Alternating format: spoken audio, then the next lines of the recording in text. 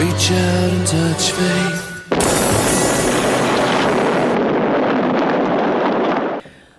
ვაგრძელებთ თეორემას სტუმარი არის პროფესორი ტომაშ ზაბრანსკი, რომელიც ჩეხეთის მთავრობას ნარკოპოლიტიკის საკითხებში უწევს რეკომენდაციებს და დახმარებას. ჩვენ მას ვესაუბრებით არა მხოლოდ ჩეხურ გამოცდილებაზე, არამედ იმაზეც თუ რა შეიძლება გაკეთდეს საქართველოში გამომდინარე იქიდან, რომ ბატონი ზაბრანსკი უკვე 10 წელია საქართველოს სტუმრობს, იცნობს აქაურ სიტუაციას და მეტნაკლებად კურსშია იმ ნაბიჯების, რაც იდგმება საქართველოს ნარკოპოლიტიკის მიმართულებით, საქართველოს მთავრობის მიერ. ამ თემებზე ვისაუბრებთ ჩვენ ბატონ ტომასთან. Thank you, Mr. დიდი მადლობა ბატონო ტომას, თეორემაში მონაწილეობისთვის, ვიცი დატვირთული გრაფიკი გაქვთ. Thanks for having me. I know you've been advising Czech government on თქვენ ჩეხეთის მთავრობას კონსულტაციებს უწევთ ნარკოპოლიტიკის მიმართულებით. მონაწილეობდით იმ რეფორმაში, რომელიც ჩეხეთში გატარდა ნარკოპოლიტიკის კუთხით. თუ შეგიძლიათ აღწეროთ, რას გულისხმობდა ეს რეფორმა და რა შედეგი დადგა? Well, I was not involved since the very beginning because ჯერ იმას ვიტყვი, რომ ამ პროცესში თავიდანვე ჩართული არ ყოფილა. იმ მარტივ მიზეზის გამო, რომ ნარკოპოლიტიკის რეფორმა, თუ ასე უწოდებს, დაიწყო 1990 წელს. კომუნიზმის დამხობის შემდეგ. related to the legislature which was inherited from the communist times. ერთ-ერთი პირველი, რაც პარლამენტმა გააკეთა, იყო საბჭოთა საკანონმდებლო მემკვიდრეობის რეფორმა დემოკრატიის და ადამიანის უფლებების სტანდარტებთან და ზოგადად ჰუმანიზმთან შესაბამისობაში მოსაყვანად. Things like abolishment of the death penalty, abolishment of the გაუქმდა სიკვდილის დასჯა, მოხდა სრულწლოვანთა შორის ჰომოსექსუალობის დეკრიმინალიზაცია. Behavior between adults, etc. More of them. And among those, it was the abolishment of criminality. ამ ცვლილებებთან ერთად მოხდა ნარკოტიკის მოხმარებისა და პერსონალური მოხმარებისთვის შენახვის დეკრიმინალიზაცია. იმ პრინციპიდან გამომდინარე, რომ საკუთარი თავისთვის მიყენებული ზიანი დანაშაული არ შეიძლება იყოს.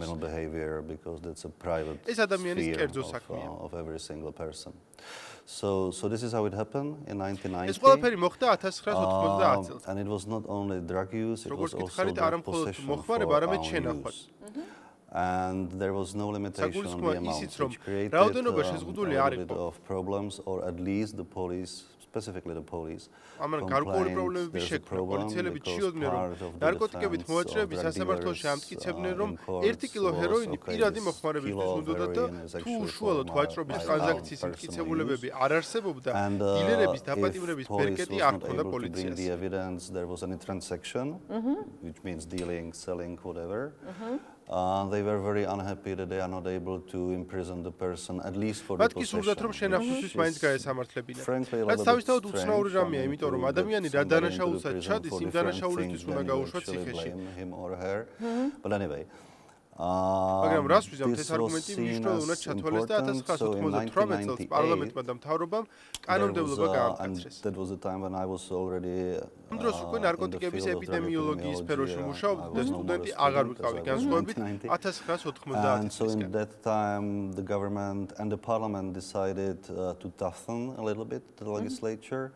So there was no change in the drug use. მოხმარება კვლავინდებურად არ წარმოადგენს არანაირ დარღვევას, არც ადმინისტრაციულს, არც სისხლის სამართლებრივს, რაც შეეხება შენახვას. Possession for unuse is administrative offense. სულილების თანახმად მცირე ოდენობის შენახვა ადმინისტრაციული დარღვევაა, ხოლო მცირეზე მეტი შენახვა სისხლის სამართლებრივი. And in amounts bigger than small, it's a criminal offense.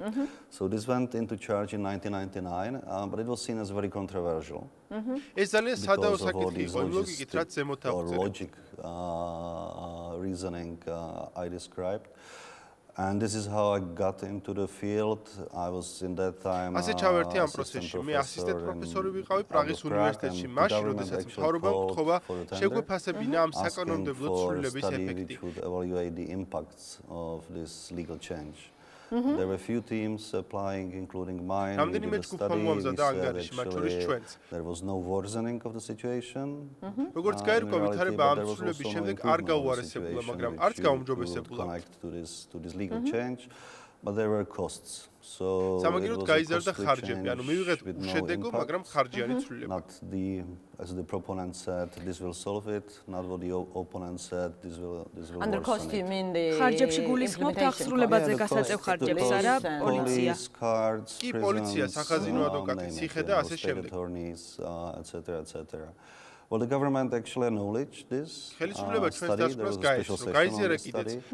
And they said, okay, so then we should probably to make some other cosmetic changes. There was no political will to go back to the previous situation. So what happened during the further period, because one was several changes, of which probably the most important was division or division of punishment for different types of drugs. So for plant drugs, which is basically cannabis and some cactusi, the charges, the punishment was lessened. I mean, for the possession of for the possession and even for dealing with it. And there's a special punishment for growing those plants or fungi, which is lower than for production of the other semi-synthetic drugs. And in some synthetic drugs or semi-synthetic drugs like heroin and methamphetamine, the charges are heightened, increased. Exactly. It was 2010. The results, I'm always saying,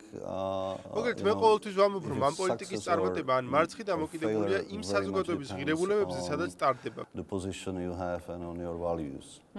Because on one hand, if you look into the students, 16 years old, and the lifetime prevalence of the use of cannabis specifically, we are among the highest in the EU.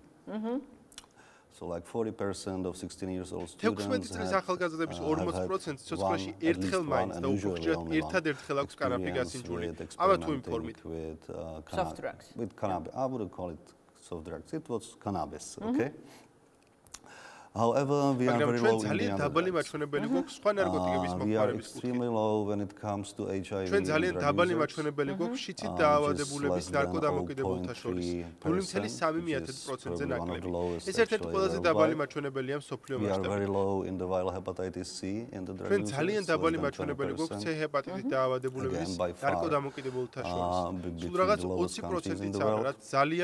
We have something like 40 deadly overdoses per year, which is related to the number of the population, by far the lowest number actually in the EU. So the deadly overdoses is about the number of traffic accidents, deaths in 1 week in my country. So when it comes, so depends. I mean, if your value is to use any drug as a sin, then we failed. Because kids obviously have it available, but there was no change between 2005 and 2015. So this is not the impact of this law. If you look at it from the point of view of public health professional, which is my position, then we definitely succeeded because there's less people dying, there's less people being ill. There's less damages to the families, and also the cost of all the problem is much lower. It's like, for example, like some Scandinavian countries, where actually the lifetime prevalence of cannabis is much lower, 10 times lower than in the Czech Republic. But the number of people who are overdosed and dead, the HIV is much higher, or you can look just to your neighbor, Russia. I mean, the Russian situation completely. Well, can we say that there is a correlation between the reform that was implemented in Czech Republic and the statistics of the addiction? ჩეხეთის ნარკოსტატისტიკა კორელაციაშია გატარებულ რეფორმასთან. You just described that the number has not changed, the number of cannabis users, like from 2005 რაოდენობა 2005-დან 2015 წლამდე არ შეცვლილა. No, I mean what's well known from the scientific literature. There are hundreds and thousands of studies of famous authors. ერთ-ერთი ყველაზე ცნობილი კვლევის ავტორი პიტერ როიტერია მერილენდის უნივერსიტეტიდან. But there's many. The drug policy has ნარკოპოლიტიკას თითქმის ნული გავლენა აქვს ნარკოტიკების მოხმარებაზე. On the drug use. Because the drug use is driven by სხვა ფაქტორები განაპირობებს, კულტურა, ღირებულებები, რელიგია, ეკონომიკური სიტუაცია და ასე შემდეგ. You know, economic situation, etc. And since this is consensual behavior, there is nobody who's against it. იმის გამო რომ ეს ურთიერთშეთანხმებული გარიგება, ანუ ერთი მხარე კიდის მეორე მხარეს კიდვა უნდა, ამ ტრანზაქციის გამოვლენა რთულია. Somebody providing, so there's no third party, like if somebody is doing shoplifting or whatever. შესაბამისად დაჭერის ალბათობას დაბალი, იმიტომ რომ დაზარალებული არ არსებობს, როგორც მაგალითად მაღაზიის საფრთხე. So there's no impact on the prevalence. მოხმარებაზე ამას გავლენა არ აქვს, მაგრამ გავლენა აქვს მოხმარების შედეგებზე. Harms which are resulting from the drug use. ზიანზე რაც მოხმარებისგან გადგება. This is the Czech drug policy and other countries policies where არის ქვეყნები, სადაც სწორი პოლიტიკის შედეგად ზიანი მინიმიზებულია. Policies like არის ქვეყნები, მაგალითად რუსეთი, სადაც ზიანი მაქსიმალურია. When in the region like no other country has such a policy. ადამიანების ერთ-ერთი არგუმენტი ნარკოტიკების დეკრიმინალიზების პოლიტიკას ეწინააღმდეგება ისაა, რომ როდესაც რეგიონში ყველა ქვეყანა მკაცრ პოლიტიკას ატარებს და შენ სუბუქი მიდგომის კუნძულს აჩენ, ეს ქვეყანას ნარკოტურიზმის ერთგვარ ჰაბად აქცევს. ჩეხეთში თუ მოხდა მსგავსი რამ, ახალგაზრდები ნარკოტიკების ხათრით ხომ არ სტუმრობენ პრაღას. Just for that, ეს საკითხი ხომ არ შეგისწავლიათ? Not in terms of a study, but I live in Prague and this is covered by the media actually quite extensively. კვლევა არ ჩამიტარებია, მაგრამ პრაღაში ცხოვრობ და ვიცი რომ ნარკოტურისტები ჩამოდიან, მაგრამ ჩამოდიან ლუდის დასალევად. Target is cheap beer because we are the country which invented the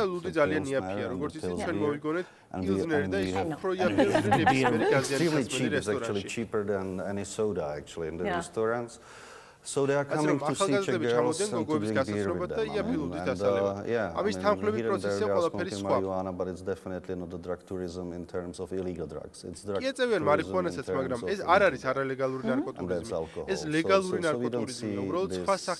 of alcohol. Well, you've been visiting Georgia as you've said like for the last საქართველოში მრავალი წელია დადიხართ 2005 წლის შემდეგ. You know what is the situation in Georgia, so you've published იცნობთ ნარკოპოლიტიკას, ანგარიშებიც გაქვთ გამოქვეყნებული. What are the steps in your view that Georgian government should take? როგორ ფიქრობთ, რა ნაბიჯები უნდა გადადგას საქართველოს მთავრობამ ეფექტური ნარკოპოლიტიკის ასამოქმედებლად? This is difficult and I would rather avoid answer, right? Because I mean, I'm not a citizen of this country, even if I love it by all my heart. But as said, drug policy is a result of ნარკოპოლიტიკა დიდადაა დამოკიდებული ბევრ სხვა ფაქტორზე, მათ შორის კულტურასა და ღირებულებებზე. უფრო ბრძნული პოლიტიკა ისაა, რომელიც ფაქტებს და გადამოწმებულ ინფორმაციას ეფუძნება. Information-based drug policy or informed drug policy. So without wanting to say do this. არ მინდა მიმთითებლად გამოჩნდა, მაგრამ საქართველოს მთავრობას შემიძლია ვურჩიო, რომ ყოველთვის ნახოს რიცხვები. First look at data, look at the evidence. If you did something, make an evaluation, does it work? ნახონ შედეგი, თუ გადადგეს ნაბიჯი, რამდენად იმუშავა. პოლიციამ პოლიციის შედეგი არ უნდა შეაფასოს და ნარკოლოგმა ნარკოლოგს. To evaluate narcologists, this doesn't work. So make it scientifically. გარე შეფასებელია საჭირო. მეცნიერულად მიუდეკით საქმიანად და მომდევნო ნაბიჯები შეიმუშავეთ. And I think this might be enough. And then, of course, reflect your values. I mean, this is a country which is different from my country. All of this must be somehow reflected. But still, I probably would have one advice, straightforward, and that's don't do the random drug testing. შეწყვეტეს შემთხვევითი შერჩევის წესით იძულებითი მოჩარდვა და ნარკოტესტები. ეს ადამიანის უფლების დარღვევაა, ეს ევროპულ ღირებულებებს აცდენილია. შარდის ტესტის სასამართლოში მტკიცებულებად წარდგენა აზრს ეწინააღმდეგება. Thank you. Well, medical marijuana is legal. თქვენთან ლეგალიზებულია. Patients older than 18 years 18 წელზე უფროს პაციენტებს შეუძლიათ რეცეპტის მიღება. აპრილიდან ბავშვებისთვისაც დაშვებულია. Really? მართლა ეს რაღაც ახალია. შეგიძლიათ მარიხუანას კანაფის სამედიცინო თვისებები აღწეროთ. Of marijuana. Cannabis. Cannabis. Yes. Well, first of all, the use of cannabis current, which is again based on the evidence of research, so-called evidence-based medicine. What we have in the Czech Republic is to use it to alleviate patients with chronic, mid and severe pain. კვლევებზე დაყრდნობით ისაც დადგინდა ისაა, რომ კანაფის შველის ძლიერ და საშუალო ტკივილს, მაგალითად, კიბოთი დაავადებულებში და არა მარტო. It's also used to alleviate symptoms of ამას გარდა კანაფის იყენებენ გარკვეული ნევროლოგიური აშლილობის სამკურნალოდ, განსაკუთრებით გაფანტული სკლეროზის დაავადებულ პაციენტებში. სამედიცინო მარიხუანას ეფექტი განსაცვიფრებელია. ის არა მხოლოდ ტკივილს ხსნის, არამედ სპაზმსაც. So they are much better. შესაბამისად, პაციენტები გაცილებით უკეთ ახერხებენ საკუთარი თავის მოვლას.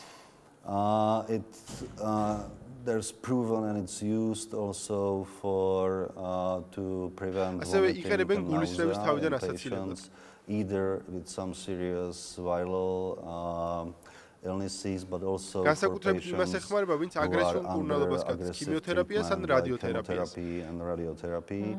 Which is really making them so then the medical cannabis or preparations made of cannabis. სამედიცინო მარიხუანა ან მისგან დამზადებული პროდუქტი კარგი იმითაა, რომ ძალიან ცოტა გვერდითი ეფექტი აქვს. Other medicines, but they are making people too დასაკვირველი არის სხვა მედიკამენტებიც, მაგრამ ისინი ადამიანებს აბურებს, ვერ ხვდებიან რა ხდება ირგვლივ. Cannabis in that sense is much more advantageous. ამ თვალსაზრისით კანაფი ბევრად უფრო კომფორტულია და დასაკვირველია დერმატოლოგია. ეს კიდევ ერთი სფეროა, სადაც კანაფი გამოიყენება. Where the medical cannabis preparations are used very often. Then there's a huge research because the cannabinoid receptors are actually spread all over the human and cannabinoids receptorები ჩვენ ადამიანებსაც ცხოველებსაც მთელს სხეულში ჩვენ თავად გამოვიმუშავებთ საკუთარ cannabinoids. ეს მნიშვნელოვანია. To put other cannabinoids into the body has some effect on the homeostasis of the organism. And there's a few areas in which რამდენიმე შემთხვევაში კვლევა ძალიან იმედის მომცემად გამოიყურება. One is the treatment of certain types of cancer because the cannabinoid system is involved in the death of cells in the apoptosis.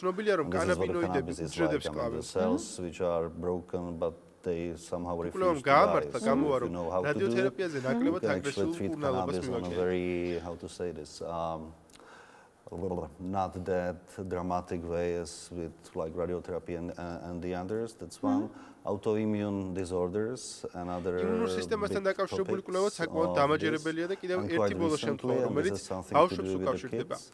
And that's epilepsy. Epilepsy, yes. I mean, the results from United States and Canada and Israel. კანადაში, ამერიკის შეერთებულ შტატებსა და ისრაელში ჩატარებული კვლევები მოწმობს, რომ სამედიცინო მარიხუანა კარგად მოქმედებს ეპილეფსიის მწვავე და აგრესიული ფორმით დაავადებულ ბავშვებზე. Which is really debilitating the kids. მათ დღეში 200 შეტევა ემართებათ, იფიტებიან, ხოლო სამედიცინო მარიხუანას კვირაში 1 შეტევამდე ჩამოყავს. Development is much smoother. შესაბამისად უფრო უმტკივნეულოდ ვითარდებიან ვიდრე მანამდე. This is another quite a novel area. მოკლედ ეს კიდევ ერთი ახალი მიმართულებაა, სადაც ბევრი კვლევა მიმდინარეობს ამჟამად. It has not been proved yet. როგორც მივხვდი, ჯერჯერობით არც ერთ შემთხვევას შესაბამისი კონტროლი არ გაუვლია. On the experimental way. არა, ეს ყველაფერი ჯერ ექსპერიმენტულ სტადიაზეა. Actually we have only case studies, very experimental, but there's a კიბოს ნაწილში საწყის ეტაპზე ცხოველებზე უკვე ჩატარებულია ლაბორატორიის კვლევებიც ჩატარებულია. Laboratory studies. But as said, this is contrary to the symptoms. Because გებინებას და ასე შემდეგ რაც შეეხება, ის უკვე დადასტურებულია ბევრ ქვეყანაში. I mean, there's the medical evidence standardized and done in many countries, United States, შტატებში, კანადაში, შვეიცარიაში, ნიდერლანდებში, ჩემს ქვეყანაში, რუმინეთში, ინდოეთში და ბევრ სხვა ადგილას. Whereas the other, the აი გამომწვევი მიზეზების მკურნალობას რაც შეეხება, აქ ექსპერიმენტები მიმდინარეობს. კვლევის ეტაპზეა, მაგრამ ძალიან უმეტის მომზადებას გამოიყენება. ზიანზე რა სიტყვით, რა ზიანს აყენებს ადამიანს კანაფი? რას გულისხმობ? მარიხუანა მავნებელი არის თუ არა? საუბრობენ თვინის ზიანზე. სამედიცინო მარიხუანას არ გულისხმობ. კანაფის არასამედიცინო მოხმარებით გამოწვეული ზიანი რა არის? მაინც სამედიცინოთი დავიწყებ. There is no treatment without the side effects.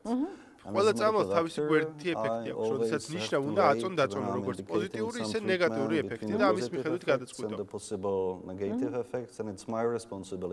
ეს ჩემი ექიმის პასუხისმგებლობა და შეიძლება ციხეშიც წავიდე რამე თუ შემეშალა.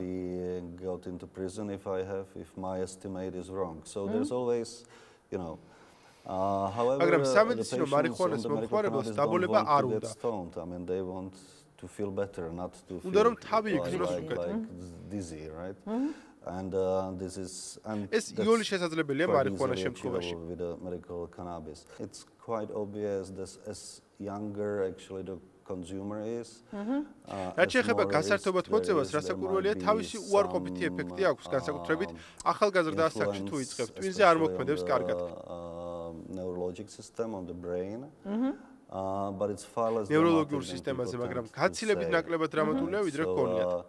There's nothing like cannabis making people phlegmatic. There's nothing like cannabis. კანაფი არ აქცევს ადამიანებს ფლეგმატურებად, არც აშტერებს, არც სხვა ნარკოტიკების მოთხოვნილებას უჩენს. There's nothing like cannabis making people use other drugs, etc., etc. There are harms. ზიანი მოაქვს როგორც ნებისმიერ სხვა ფსიქოტროპულ ნივთიერებას, განსაკუთრებით მათთვის, ვინც ფსიქიკური აშლილობისკენაა მიდრეკილი, სერიოზული დაავადებებისკენ, შიზოფრენიისკენ ან ბიპოლარული დეპრესიული მანიისკენ.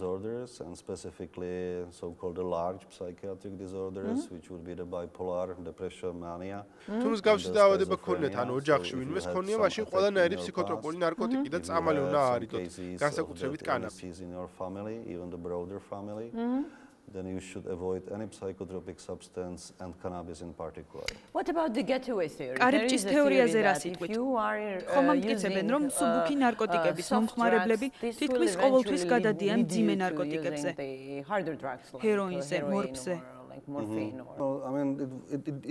კარიბჭის თეორია პოპულარული იყო 60-70-იან წლებში, მაგრამ 90-იან წლებიდან მოყოლებული მისი რეპუტაცია შეირიყა, ხოლო 2001-ის შემდეგ საერთოდ მოკვდა. It's not that here. ეს თეორია აქ არ არის მკვდარი, ამიტომ ვიკითხებით. That's because the theory comes from the succession, right? I mean, if you look into the heroin users, ეს თეორია ეყრდნობა იმას, რომ ჰეროინის ყველა თუ არა უმეტეს მომხმარებელს რომ კითხო, რა იყო მათი პირველი ნარკოტიკი, მარიხუანას გეტყვით, მაგრამ ავიწყდებათ ალკოჰოლი, სიგარეტის და დედის რძეც. And they forget mother's milk. All this. ეს ყველაფერი მანამდე იყო, სანამ ჰეროინზე დაждდებოდნენ. So there's a huge research actually. უზარმაზარი კვლევა ჩატარდა, რომელიც 2001 წელს გამოქვეყნდა. Andrew Morrow და მისი გუნდია ავტორი. კვლევა არაერთხელ გახდა თავდასხმის საგანი, თუმცა ამ დრომდე ყველაზე კარგად ხსნის იმას, თუ რატო ხდებიან ადამიანები ნარკომანები. Prepared, it's called propensity to use drugs. ზოგიერთი უფრო მიდრეკილია, ზოგი ნაკლებად, ზოგს მეტად ჭირდება ფსიქიკაზე ზემოქმედება, ზოგს საერთოდ არ ჭირდება. ამით აიხსნება, რომ ზოგი ექსპერიმენტებზე უარს არ ამბობს, მაგრამ დამოკიდებული არ ხდება, ზოგი პირიქით. როგორც წესი, ვისაც აქვს ნარკოტიკებზე მოთხოვნილება, ის იწყებს იმით, რაც უფრო ხელმისაწვდომია.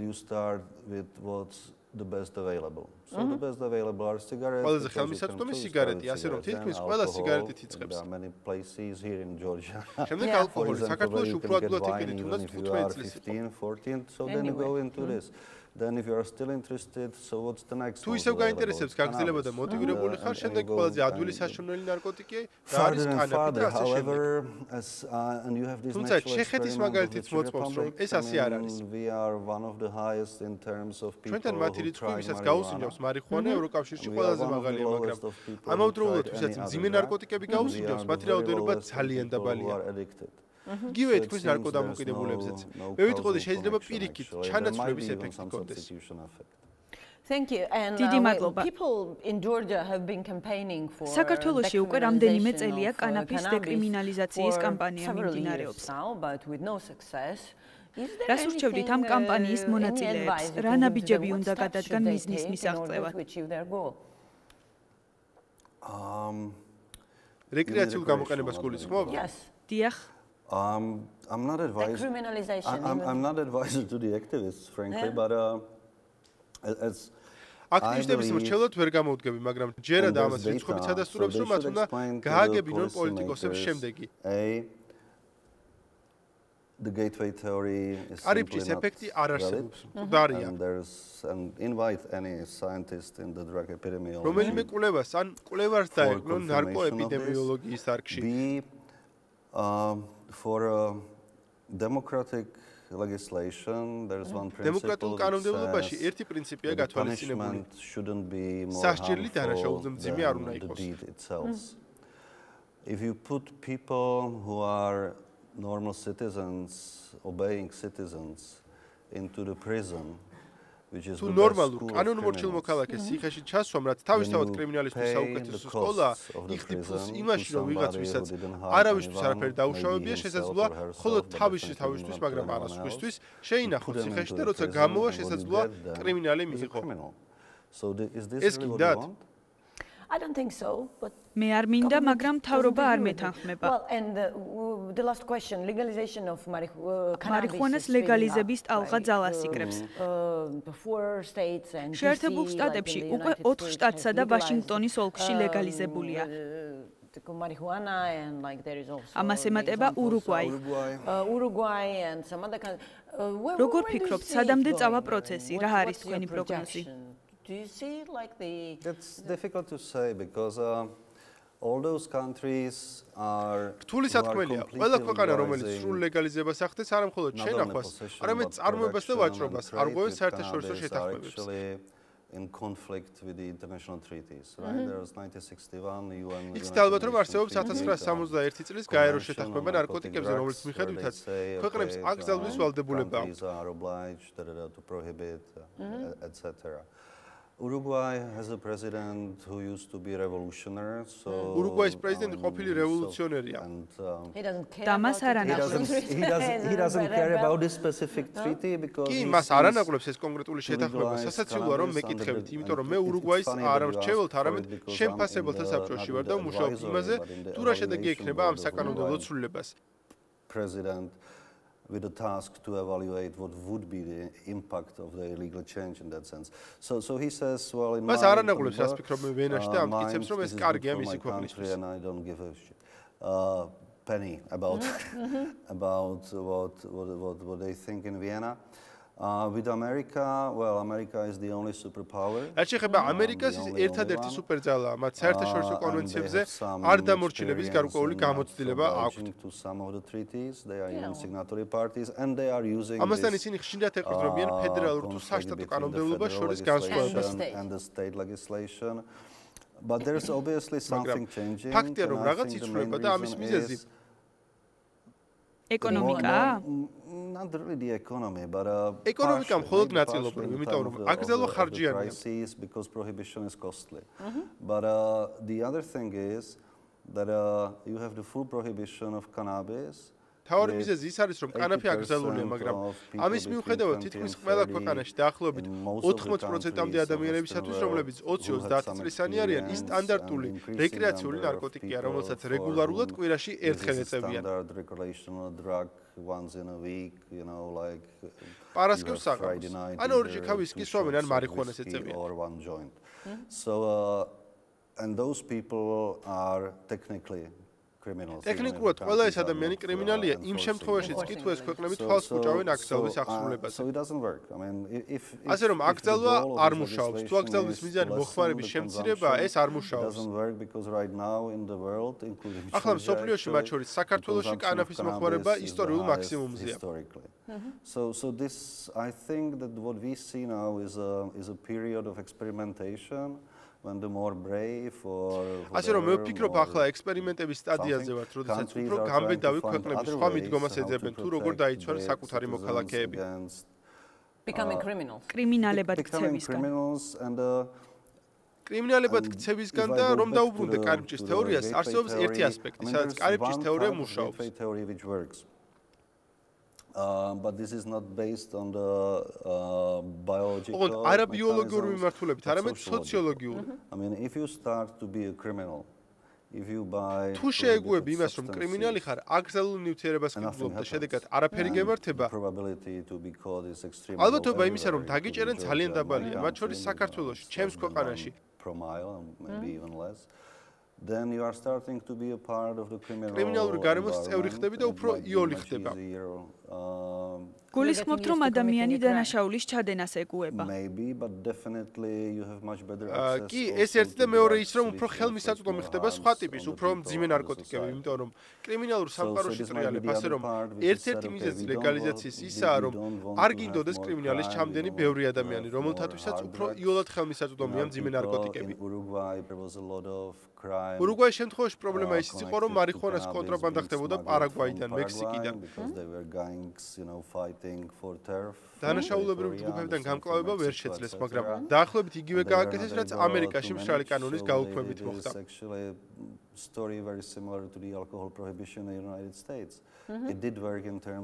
მშრალი კანონის შემოღებით ალკოჰოლის მოხმარება ოდნავ შემცირდა, მაგრამ შედეგად გაჩნდა ალ კაპონე და მაფია.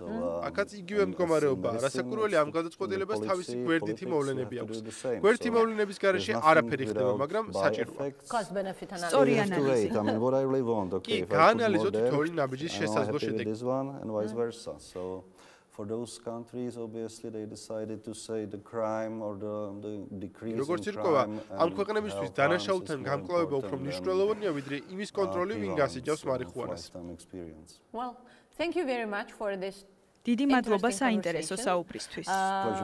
ძალიან სასიამოვნო იყო. It was very nice to talk to you. დიდი მადლობა იმისთვის, რომ გვიყურეთ. ჩვენ ერთმანეთს სულ რაღაც 3 დღეში შევხვდებით. Reach out and touch faith.